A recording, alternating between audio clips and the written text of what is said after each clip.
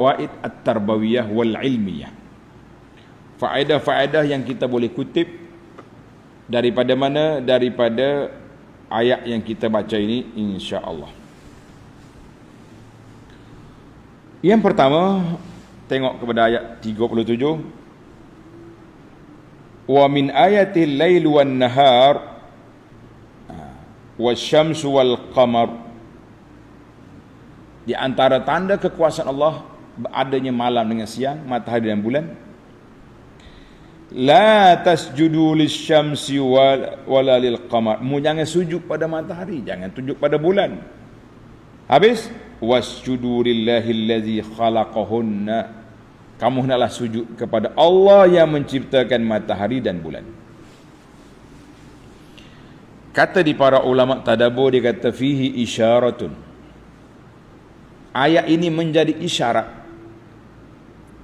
kepada penekanan terhadap siyanatil adamiyin, nak menjaga anak-anak Adam, menjaga manusia ini daripada terjebak dengan sujud kepada lain daripada Allah Azza wa Jalla. Mana kalau kamu manusia nak mulia, kamu nak jadi orang baik, kamu nak jadi orang yang hebat, sujud hanya kepada Allah, jangan sujud pada makhluk. Jangan sujud pada makhluk. Habis Allah Ta'ala perintah malaikat supaya sujud pada Adam tu macam mana? Jawab dia, itu dengan perintah Allah. Kalau Tuhan perintah sujud pada siapa pun, kita sujud, itu ibadat. Kerana sebab patuh pada arahan Allah Azza wa Jalla. Bermakna sujudnya malaikat kepada Adam itu dengan perintah Allah, dan satu kemuliaan kepada malaikat dan juga kepada Adam. Mulia malaikat sebab taat pada Allah, mulia je Nabi Adam tu Allah perintah supaya malaikat sujud hormat kepada Adam. Ingat boleh? Fatakabbaral la'in, yang sombongnya iblis tak mau sujud, aba wastakbara, sombong, maka mereka dilaknat sampai kepada hari kiamat. Jadi kita kata, jangan kata Allah boleh juga sujud pada makhluk tu, jangan. Berbeza itu sujud dengan perintah Allah Azza wa Jalla. Sebab itulah timbul persoalan hari ini tentang boleh ke tak boleh pergi sujud kepada orang, boleh ke tidak. Jangan. Sekarang ni timbullah masalah. Bila kita keluar video-video orang duk sujud ke tok syekh dia ni, ialah dia sendiri tabal sultanul awliya lah, sultan bagi wali-wali, patut pakat sujud. Bukan sujud tu cium kaki hormat. Kita kata bukan itu cara perbuatan orang tengok mesti sujud. Dah buat apa gitu? Jadi macam-macam cerita. Ada kata ni, ada sahabat dikatakan sujud, bukan sujud, dia panggil cium kaki. Sujud tidak. Nabi tak benarkan sujud. Pernah sahabat-sahabat dia mari nak sujud, Nabi kata lah, tidak boleh manusia ni sujud pada makhluk, tidak dibenarkan.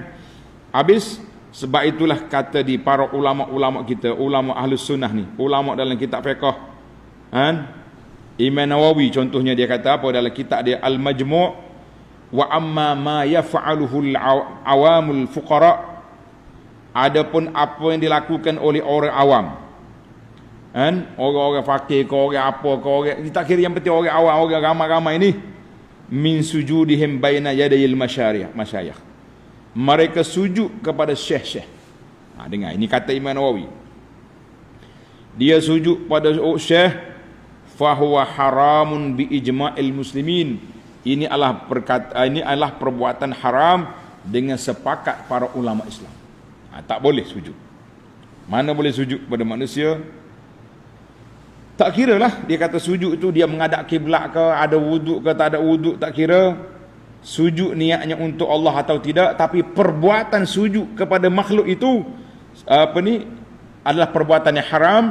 Bahkan sebahagian daripada perbuatan itu boleh membawa kepada kufur atau mendekati kekufuran.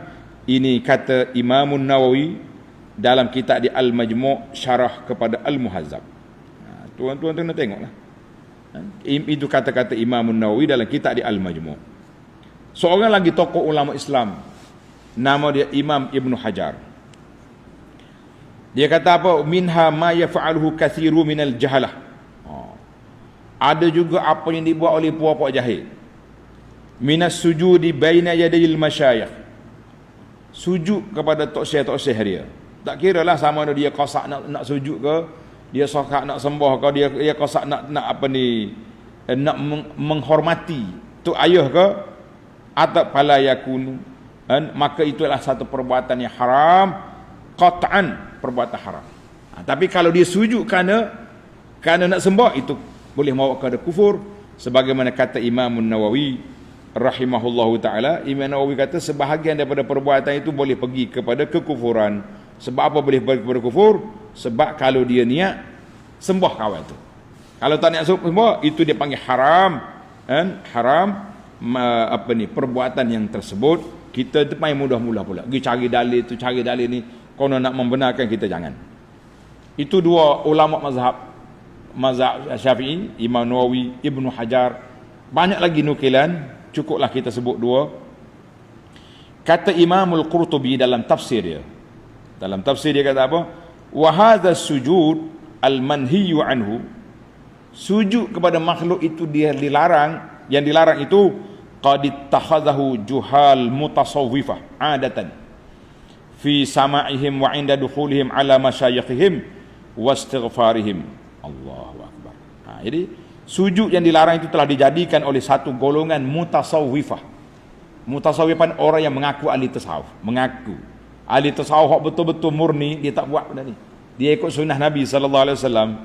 Ahli tasawuf yang mengaku ahli tasawuf yang jahil, sebagai kebiasaan di tempat pengajian mereka, apabila mereka masuk menghadap guru-guru mereka dan apabila berada dalam majlis zikir mereka, sampaikan salah seorang daripada mereka akan tunduk sujud menghadap kaki gurunya, kononnya kerana sedang terlalu asyik kerana kejahilannya. Itu kata Imam Qurtubi dalam tafsir dia. Jadi banyaklah nukilan-nukilan yang menyebut, kalau kita katalah para asatizah nak bawa benda khilaf dalam masyarakat, tapi khilaf tu bahaya. Mula-mula hormat, akhir sekali oleh kerana dia ni bertaraf wali besar, pemegang kuasa dunia ini, terus jadi sujud.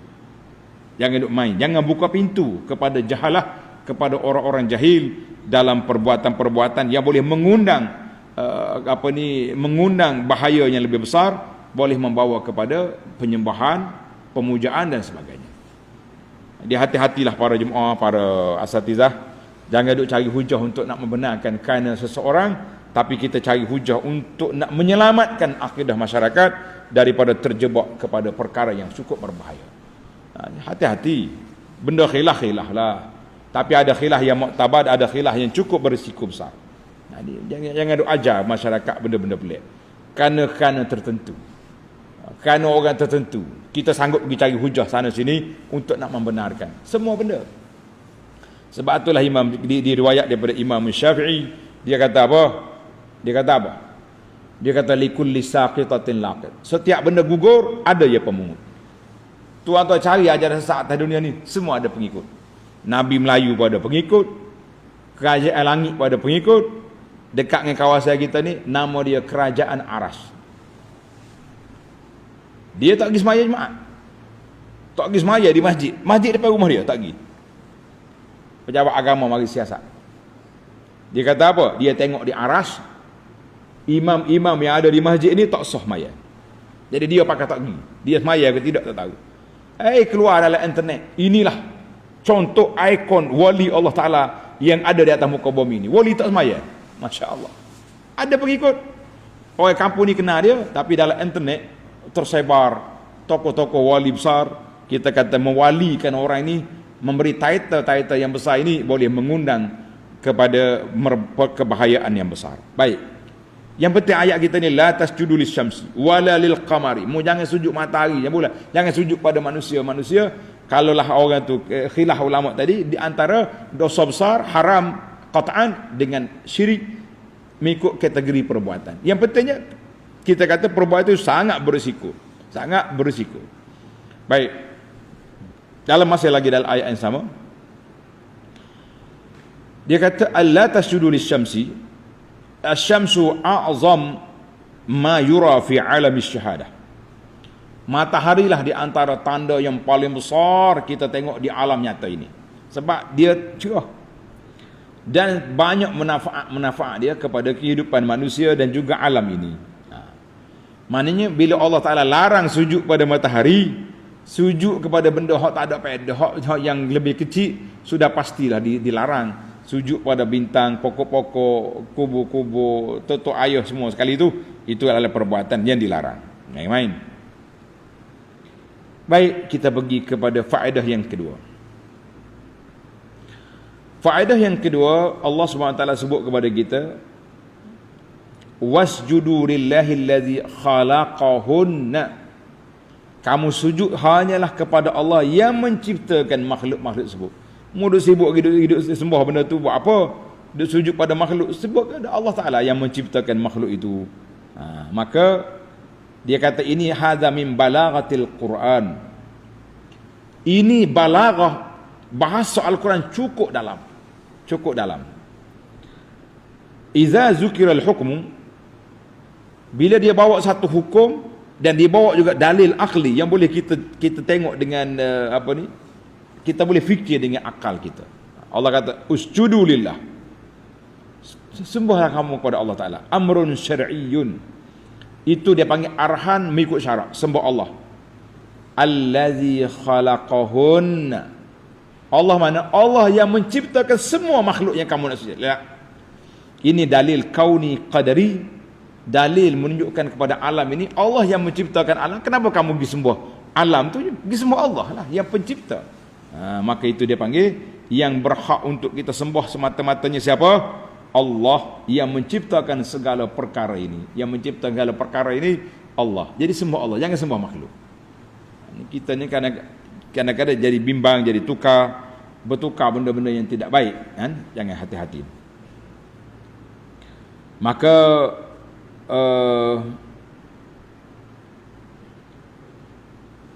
dalam ayat ini juga tulis pelajar, dalam ayat la tasjudu lisyamsi wala lilqamar wasjudu lillah ustudillah bihi, ayat ini menjadi dalil kepada sunat solat gerhana matahari dan juga gerhana bulan. Sunat bila berlaku gerhana matahari, gerhana bulan, Nabi kata sallu wa tasaddaqu, pergi solat, pergi sedekah, minta ampun. Itu dalil dengan ayat Quran ini, dalil sunatnya solat gerhana. Li'annahu laisa hahuna salatun, kerana tidak ada mana-mana solat yang bergantung dengan matahari dengan bulan, maka nama dia solat sunat al-kusuf ataupun al-khusuf, solat sunat gerhana.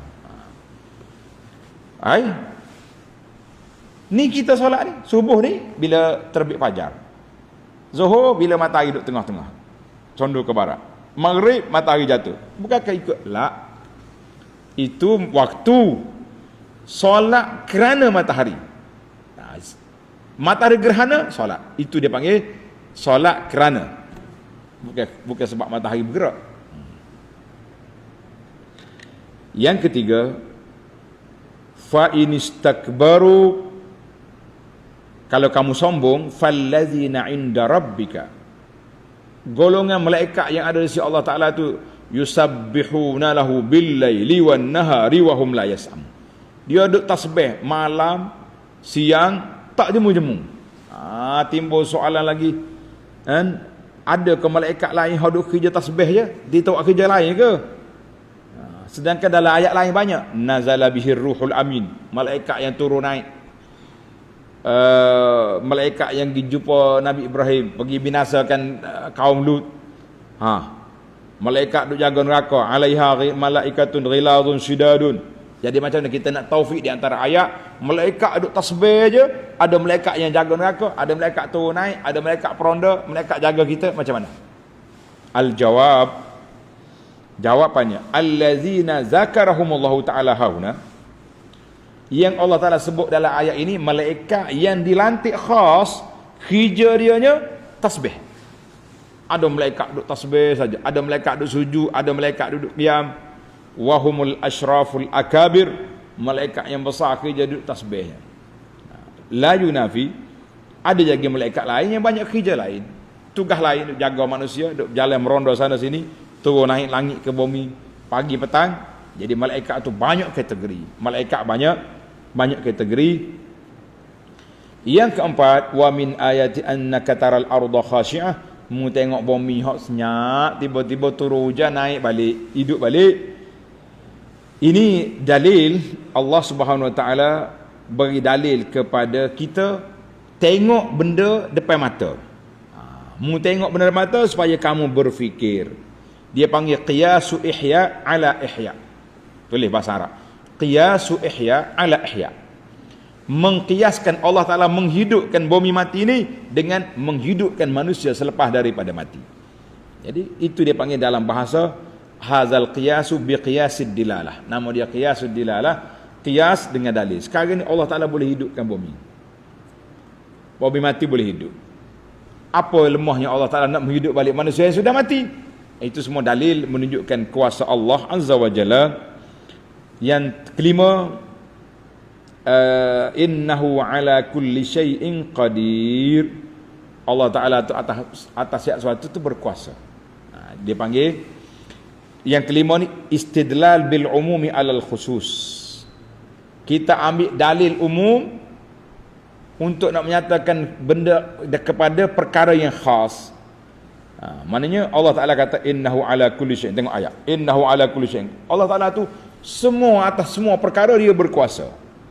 Tapi sebelum itu dia cerita dulu, innal ladzi ahyaha la muhyil mauta. Allah kata aku yang boleh hidupkan pokok ni, aku boleh hidup orang mati. Itu dia panggil dalil khas, yuhyil arda ba'da mautiha. Dalil umumnya innahu ala kulli syai'in qadir. Maka di situlah kata di para ulama tadabbur, annal 'am yatanawalu jami' afradi. Hak umum tu masuk semua hak kecil-kecil orang lain. Macam kita sekarang ni lah, kita duduk ramai tuan-tuan muslimin dan muslimat, masuklah kau.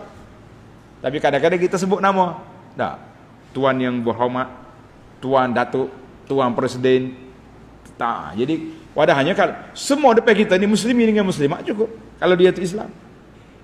Tapi dia panggil ada khas, ada am. Jadi khas tu, dalil khas Tuhan kata yuhyil arda ba'da maut.